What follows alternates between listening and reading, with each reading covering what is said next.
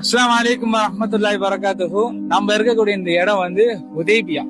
உதைபியா அப்படின்னு சொன்னா ரசூலுல்லாஹி ஸல்லல்லாஹு அலைஹி வஸல்லம் அவர்களும் சஹாபாக்களும் ரசூலுல்லாஹ்வுக்கு கனவு வந்துச்சு உம்ரா செய்யறாங்க. அப்ப இஹ்ராம் கட்டிட்டு இந்த இடத்துக்கு வந்துட்டாங்க.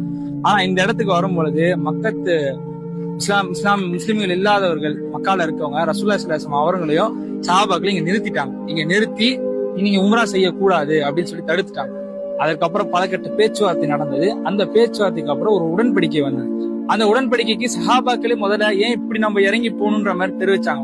ஆனா இந்த ஹுதைபியால இருந்து நம்ம எடுத்துக்க வேண்டிய ஒரே ஒரு விஷயம் என்ன, பொறுமையா இருந்தோம்.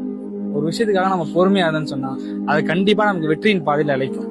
அன்னைக்கு அந்த அந்த ஹுதைபியா உடன்படிக்கை எல்லாருமே இருக்காங்க, சஹாபாக்கள் கவலைப்பட்டாங்க ஏன் நம்ம இப்படி போகணுமான்னு. ஆனா அடுத்து 1.5 வருஷத்துல எந்த ஒரு பாதிப்புமே இல்லாம முஸ்லிம்கள் மக்காவை ஜெயிச்சாங்க. வாங்க அப்படியே போவோம், ஹுதைபியா நடந்த உடன்படிக்கை எடுத்த இடத்தையும் பார்ப்போம். இதுதான் இந்த இடம்.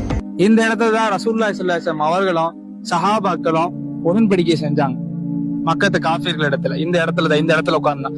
இந்த இடத்த ஆனா இப்ப க்ளோஸ் பண்ணிட்டாங்க. அங்க போய் மக்கள் சில விஷயங்கள்லாம் செய்யறாங்க, பிதஅத்தான விஷயத்தெல்லாம் செய்யறாங்கன்னு சொல்லி க்ளோஸ் பண்ணிட்டாங்க. இந்த இடத்துலதான் ரசூலுல்லாஹி ஸல்லல்லாஹு அலைஹி வஸல்லம் அவர்களும் சஹாபாக்களும் அந்த உடன்படிக்கை செஞ்சாங்க. ஆனா இன்னைக்கும் இந்த கவர்மெண்ட் இதை பாதுகாத்து வச்சிருக்காங்க. இந்த மாதிரி உம்ரா சம்பந்தப்பட்ட விஷயங்களை சாலிஹ் உம்ரா சர்வீஸை ஃபாலோ பண்ணிக்கோங்க.